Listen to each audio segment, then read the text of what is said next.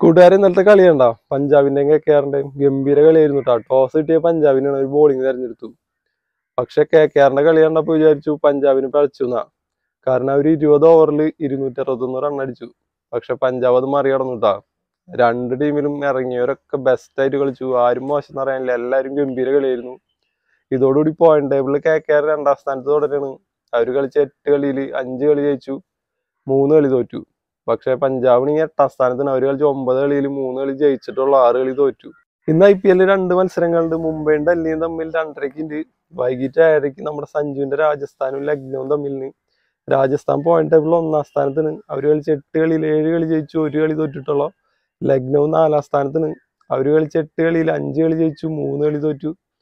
അപ്പൊ കൂട്ടുകാരൊന്ന് പ്രഡിക്റ്റ് ചെയ്തു ആരാ ജയിക്കാന്ന്. വൈകിട്ട് 6:30 കളി.